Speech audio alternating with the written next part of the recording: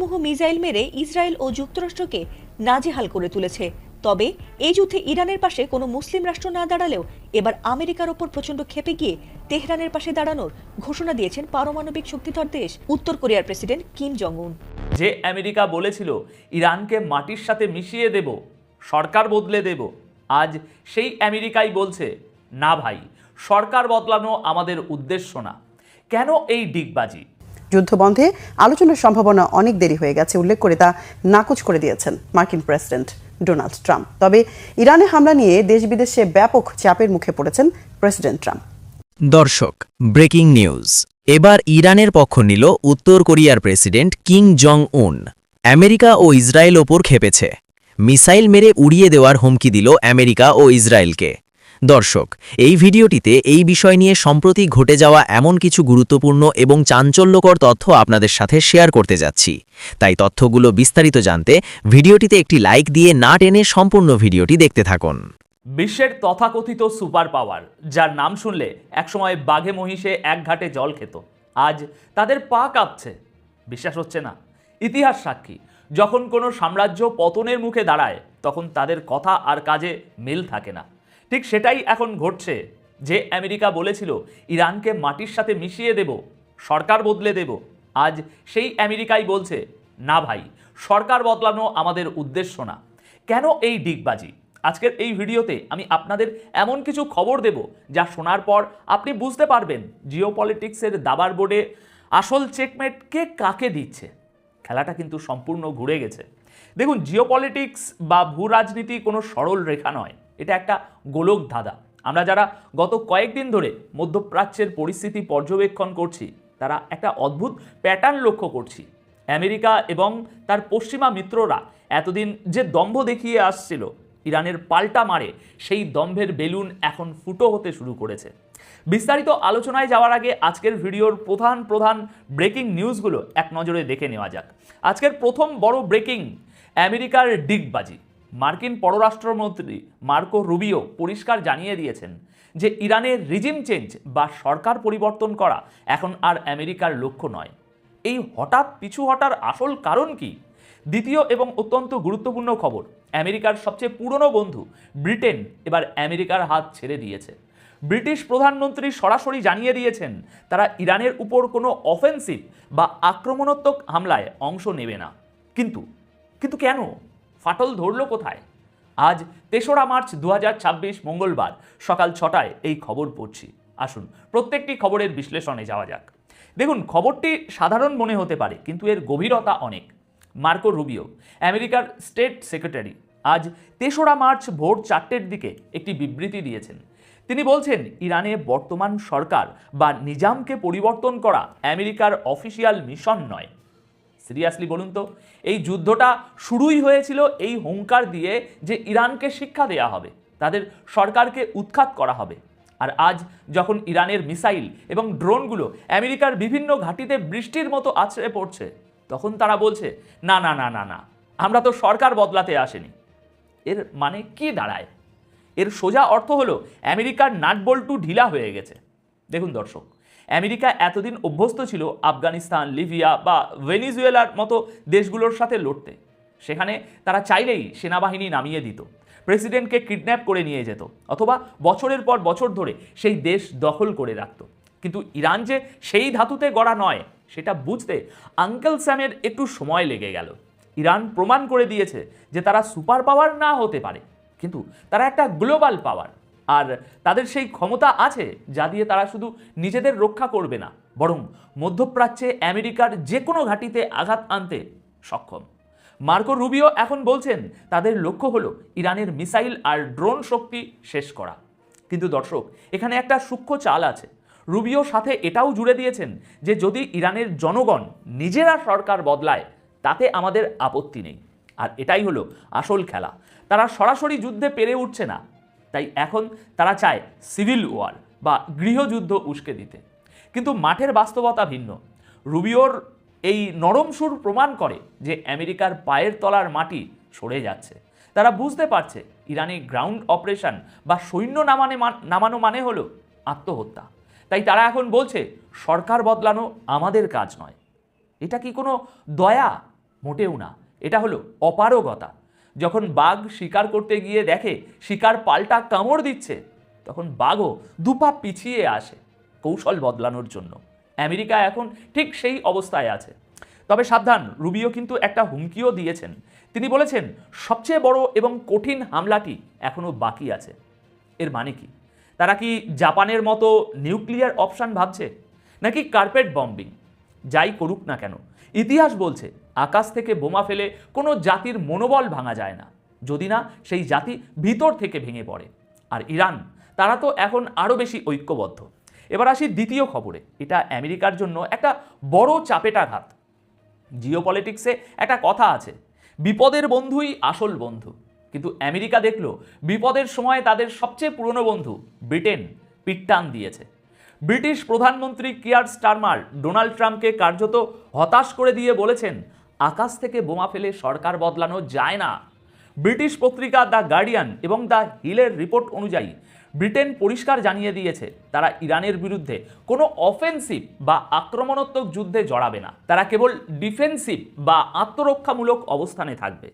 অর্থাৎ যদি ইরানের মিসাইল ব্রিটিশ কোনো ঘাঁটিতে আঘাত করে তবেই তারা জবাব দেবে। কিন্তু আমেরিকা বা ইসরায়েলের সাথে কাঁধে কাঁধ মিলিয়ে ইরানে হামলা করতে যাবে না। কেন এই সিদ্ধান্ত? একটু ভেবে দেখুন।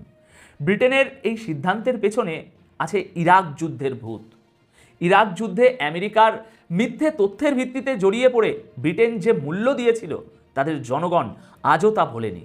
ব্রিটিশ এমপিরা পার্লামেন্টে দাঁড়িয়ে বলছেন আমরা যেন আবার আমেরিকার লেজুর বৃত্তি না করি।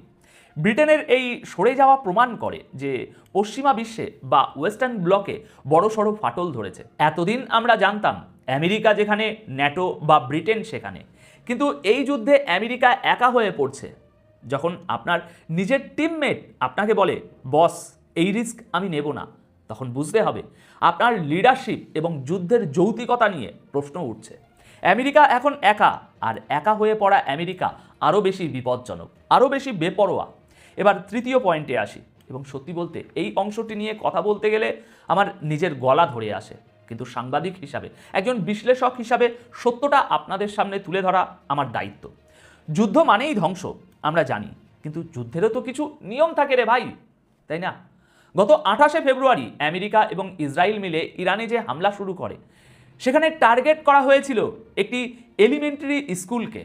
হ্যাঁ, ঠিক শুনেছেন, কোনো সেনাঘাঁটি নয়, কোনো মিসাইল লঞ্চ প্যাডও নয়, একটি স্কুল যেখানে ছোট ছোট মেয়েরা পড়াশোনা করছিল। আর তার ফলাফল 160 জন নিষ্পাপ শিশু শহীদ হয়েছে, 160টি পরিবার ধ্বংস হয়ে গেছে। ক্যালিফোর্নিয়ার গভর্নর গ্যাভিন নিউসাম, যিনি খোদ আমেরিকার একজন বড় রাজনৈতিক ব্যক্তিত্ব, তিনি আজ প্রশ্ন তুলেছেন আমাদের বোমাগুলো কেন স্কুলের বাচ্চাদের মারার জন্য ব্যবহার করা হলো। আমেরিকার ভিতর থেকেই এই প্রশ্ন উঠছে। কিন্তু আমার প্রশ্ন হলো, আমাদের তথাকথিত মেইনস্ট্রিম মিডিয়া বা গদি মিডিয়া আজ কোথায়? ইরানে যখন হিজাব ইস্যুতে কোনো আন্দোলন হয়, তখন এই মিডিয়াগুলোর ঘুম হারাম হয়ে যায়। তারা নারীর অধিকার, নারীর স্বাধীনতা নিয়ে বড় বড় বুলি আওড়ায়। কিন্তু আজ যখন 160 জন ছোট ছোট মেয়েকে, যারা হয়তো ভবিষ্যতের ডাক্তার, ইঞ্জিনিয়ার বা শিল্পী হতে পারত, তাদের ছিন্ন ভিন্ন করে দেয়া হলো, তখন এই মিডিয়াগুলোর মুখ কেন কুলুপ দিয়ে আঁটা? তারা কি ফিমেল ছিল না? তাদের কি বাঁচার অধিকার ছিল না? আমি ইন্টারনেটে সেই ছবিগুলো দেখেছি। সারিবদ্ধভাবে ছোট ছোট কবর খোঁড়া হচ্ছে মেশিনে। আমার নিজেরও একটা মেয়ে আছে। দেখুন দর্শক, হিপোক্রেসি বা ভণ্ডামির একটা সীমা থাকে। আমেরিকা বলে তারা ইরানি জনগণকে মুক্ত করতে চায়। এই কি তাদের মুক্তির নমুনা? 160টি শিশুকে পৃথিবী থেকে মুক্ত করে দেওয়া, একে আপনারা জাস্টিস বা ন্যায় বিচার বলেন? ছি, ধিক্কার জানাই এই তথাকথিত সভ্য সমাজকে, যারা শিশুদের লাশের উপর দাঁড়িয়ে রাজনীতির দাবা খেলে। এখন সবশেষে এটাই বলবো, পৃথিবী পাল্টাচ্ছে। আমেরিকার সেই একক আধিপত্যের দিন শেষ। ইরান প্রমাণ করেছে আপনি যদি বুক টান করে দাঁড়ান, তবে সুপার পাওয়ারও পিছু হটতে বাধ্য হয়। ব্রিটেন প্রমাণ করেছে অন্ধ আনুগত্যের দিন শেষ। আর 160টি শিশুর মৃত্যু প্রমাণ করেছে এই যুদ্ধের আসল চেহারা কতটা কুৎসিত।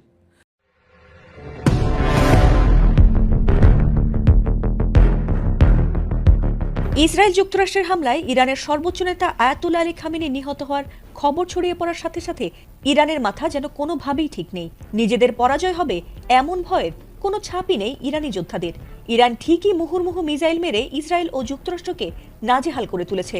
তবে এই যুদ্ধে ইরানের পাশে কোনো মুসলিম রাষ্ট্র না দাঁড়ালেও এবার আমেরিকার ওপর প্রচণ্ড ক্ষেপে গিয়ে তেহরানের পাশে দাঁড়ানোর ঘোষণা দিয়েছেন পারমাণবিক শক্তিধর দেশ উত্তর কোরিয়ার প্রেসিডেন্ট কিম জং উন। আমেরিকার শত্রু দেশ ইরানের সঙ্গে অনেক আগে থেকেই ভালো বন্ধুত্ব রয়েছে কিম জং উনের। আর ইরানের ওপর হঠাৎ ট্রাম্প নেতানিয়াহুর যৌথ বিমান হামলা মোটেই সহজভাবে নেননি উত্তর কোরিয়ার এই শক্তিশালী নেতা। সবার আগে তিনি এই হামলার প্রতিবাদ জানিয়ে বলেছিলেন যে ইরানে এটি তাদের মোটেই কোনো সামরিক হামলা নয়, বরং তা অবৈধ আগ্রাসন। এমনকি আন্তর্জাতিক আইনেরও লঙ্ঘন করে চলেছে তারা, এমনটি বলেছেন তিনি। তবে এবার ইরানের পাশে থেকে ইসরায়েল ও যুক্তরাষ্ট্রে সরাসরি মিসাইল মারার হুমকি দিয়েছেন তিনি। ইরানের পাশে থেকে কিম জং উনের এমন ঘোষণার পরপরই কিছুটা হলেও ট্রাম্পের কপালে দেখা দিয়েছে দুশ্চিন্তার ভাঁজ। এই যুদ্ধে একদিকে যুক্তরাষ্ট্র ও ইসরায়েলের পক্ষে অবস্থান নিয়েছে পারমাণবিক শক্তিধর ফ্রান্স, ইটালি, জার্মানি সহ পশ্চিমা বিশ্বের মোড়লরা। অন্যদিকে ইরানের পাশে পারমাণবিক শক্তিধর রাষ্ট্র চীন ও উত্তর কোরিয়ার অবস্থান এই যুদ্ধে অন্যদিকে মোড় নিতে যাচ্ছে। কিম জং উন জানিয়েছেন, আমেরিকা ইসরায়েল বরাবরই অন্য দেশে অযথাই গ্যাংস্টারের মতো গুন্ডামি করে থাকেন, আর তাই তাদের কাছ থেকে এর চেয়ে ভালো কিছু তিনি আশা করেন না। তবে খামেনিকে হত্যার পর যখন ইরান দখল করতে তারা মরিয়া হয়ে উঠেছে, ঠিক তখনই যেন তাদের বিরুদ্ধে হুঙ্কার দিলেন কিম জং উন। এবার ইরানকে সাহায্য করতে মিসাইল পাঠাতে চান বলে জানিয়েছেন তিনি। এমনকি একটি মিসাইলই তাদের সবাইকে ধ্বংস করে দিতে যথেষ্ট, এমনটাও জানিয়েছেন তিনি। বিশ্বের সবচেয়ে আধুনিক পারমাণবিক অস্ত্র মিসাইলের সমৃদ্ধ ভান্ডার রয়েছে কিম জং উনের কাছে, আর তাই নিজের দেশ এবং বন্ধু দেশ ছাড়া কাউকেই তোয়াক্কা করেন না উত্তর কোরিয়ার এই নেতা। বিশেষ করে আমেরিকা আর ইসরায়েলকে তো পাত্তাই দেন না তিনি। তবে কি এবার ইরানের পাশে দাঁড়িয়ে ট্রাম্পকে উচিত শিক্ষা দিতে চান পারমাণবিক শক্তিধর দেশের প্রেসিডেন্ট কিম জং উন? সেটি সময় বলে দেবে। এদিকে নেতানিয়াহুর বাসভবনে ইরানের হামলার পর আতঙ্কে দিশেহারা হয়ে পড়েছে ইহুদিরা। ট্রাম্পের যুদ্ধবিরতির প্রস্তাব সরাসরি নাকচ করে দিয়ে একের পর এক মিসাইল ছুড়ে মার্কিন ঘাঁটি ও ইসরায়েলের স্থাপনা গুঁড়িয়ে দিচ্ছে ইরান। কোনোভাবেই এ যুদ্ধে থামছে না ইরান। তবে কি তৃতীয় বিশ্বযুদ্ধের মুখোমুখি হচ্ছে সারা বিশ্বের মানুষ? এটি ফিলিস্তিনের গাজার গণকবর নয়। এই গণকবর খোঁড়া হচ্ছে মধ্যপ্রাচ্যের অন্যতম প্রভাবশালী দেশ ইরানে। গেল ২৮ ফেব্রুয়ারি মুসলিম গণহত্যাকারী ইসরায়েল ও তার বন্ধু আমেরিকা নৃশংস হামলা চালিয়ে ইরানের মিনাব শহরের একটি গার্লস স্কুলের ১৬৫ জনেরও বেশি শিশুকে হত্যা করেছে। শিশুদের এত বড় গণকবর এর আগে দেখেনি মিনাবের অধিবাসীরা। শুধু মিনাব নয়, গেল ৪ দিন ধরে তীব্র হামলা আর হত্যাযজ্ঞ চালিয়ে যাচ্ছে গোটা ইরানে। মঙ্গলবার ভোর থেকেই ইরানের বিভিন্ন শহরে চলছে মার্কিন ইসরায়েলি বাহিনীর তাণ্ডব। রাজধানী তেহরানে ব্যাপক বিস্ফোরণের শব্দ শোনা যাচ্ছে। ইরানের সর্বোচ্চ ধর্মীয় নেতা আয়াতুল্লাহ আলী খামেনির পর এবার নবগঠিত অন্তর্বর্তীকালীন লিডারশিপ কাউন্সিলের সদস্যদের হত্যা করতে মঙ্গলবার ইরানের প্রেসিডেন্ট ভবনেও হামলা চালিয়েছে এই জোট বাহিনী। ইরানের উপর হামলা আরও জোরালো করার হুঁশিয়ারি দিয়েছেন ইসরায়েলের প্রধানমন্ত্রী বেনিয়ামিন নেতানিয়াহু। বর্বর জোট বাহিনী শুধু ইরানেই হামলা চালিয়ে ক্ষান্ত হচ্ছে না, তেহরানকে সমর্থন দেয় এবার হিজবুল্লাহদের বিরুদ্ধেও সাঁড়াশি অভিযান চালিয়ে যাচ্ছে তারা। মঙ্গলবার ভোর থেকে লেবাননের রাজধানী বৈরুতের ভিতরে ঢুকে পড়ে স্থল অভিযান চালাচ্ছে ইসরায়েলি বাহিনী। একই সাথে চলছে দফায় দফায় বিমান হামলা। এতে এ পর্যন্ত ৫০ জনেরও বেশি লেবানিসকে হত্যা করেছে তারা। তবে আমেরিকা ও ইসরায়েলের মতো শক্তিধর জোটের বিরুদ্ধে একাই লড়ে যাচ্ছে ইরান। তেহরানের পাল্টা হুঙ্কারে জ্বলছে সৌদি আরব, কাতার, কুয়েতে থাকা মার্কিন সামরিক ঘাঁটি, দূতাবাস ও তাদের তেল গ্যাস ক্ষেত্র। পরিস্থিতি নাজুক হওয়ায় সৌদি ও কুয়েতে দূতাবাস বন্ধ ঘোষণা করেছে আমেরিকা। ইরানের হামলা থেকে বাঁচতে জর্ডান, কুয়েত, লেবানন, ওমান, কাতার, সৌদি আরব, সিরিয়া, সংযুক্ত আরব আমিরাত সহ ১৫টি দেশের মার্কিন নাগরিকদের মধ্যপ্রাচ্য ছাড়ার নির্দেশ দিয়েছে যুক্তরাষ্ট্র। টানা চতুর্থ দিনে এসেও ক্ষতিগ্রস্ত দেশগুলোতে স্থগিত রয়েছে বিমান চলাচল।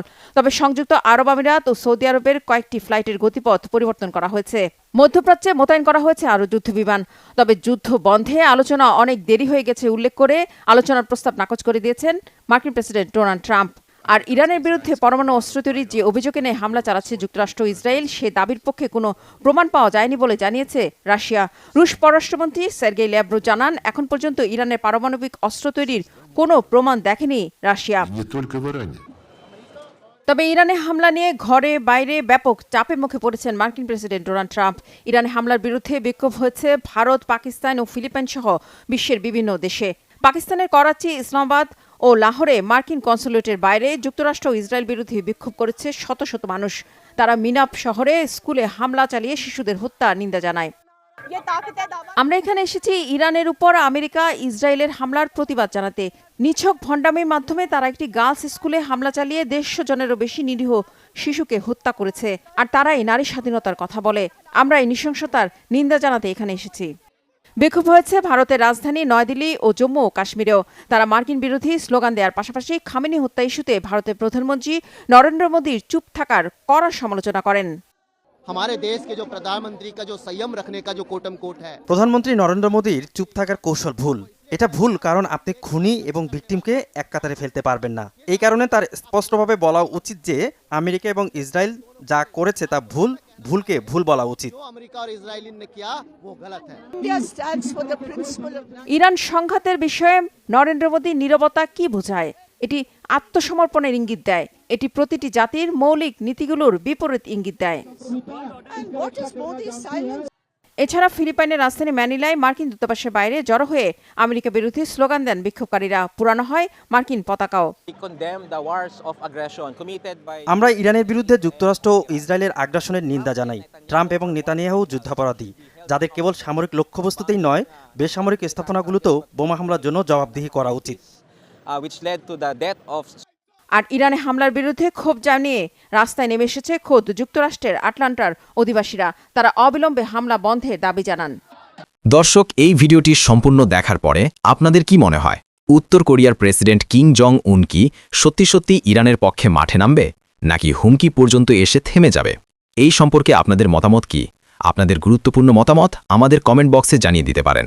আর ভিডিওতে একটি লাইক দিয়ে আপনার বন্ধুদের সাথে শেয়ার করে দিন। আপাতত এই পর্যন্ত, ভালো থাকবেন। আল্লাহ হাফেজ।